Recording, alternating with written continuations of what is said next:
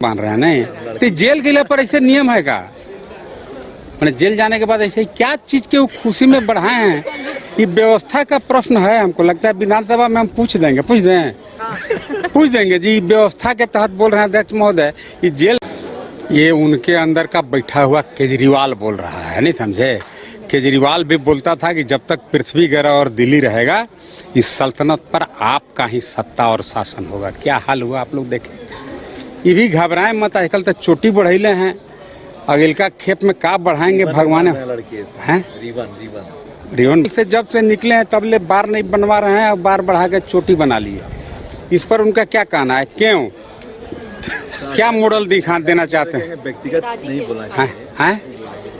मैंने जेल जाने के बाद थोड़ा पहले ही से करना चाहिए था। देखिए ये सरकार में लूट खसोट मचा हुआ है।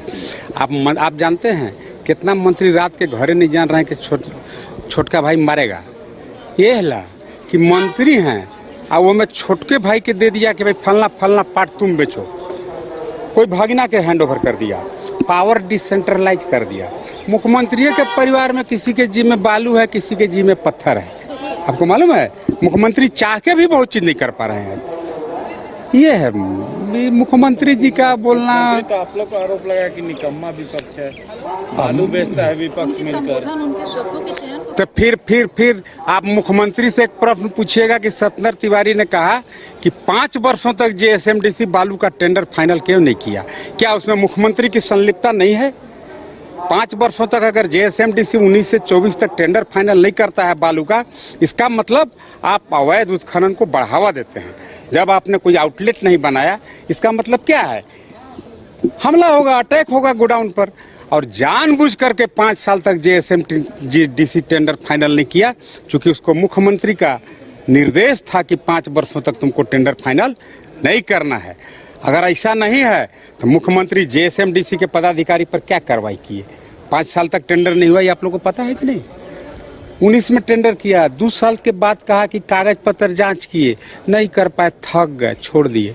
फिर 21 में टेंडर किया 2 साल तक नियम बदलते रहा टेंडर फाइनल नहीं किया स्वाहा हो गया। फिर 24 में टेंडर किया फिर कहा कि सॉरी नहीं फाइनल हो पाया। तो ये 5 साल तक जो अवैध बालू का काला बाजारी मुख्यमंत्री के हम कह सकते हैं संरक्षण में हुआ। जिसे मिथिलेश्वर ठाकुर जी है हजारों नहीं लाखों लाख अवैध तरीका से 20 चक्का 25 चक्का कहाँ से गाड़ी लाया था। उस सिनेमा नहीं अंदर लगता था। पूरा गढ़वा में एकदम अफरा तफरी मचा हुआ था। सब यहाँ के बालू चुरा करके मंत्री जी को बेच दिया। अब लोग बालू खरीदते थे गढ़वा में भी क्या करेंगे।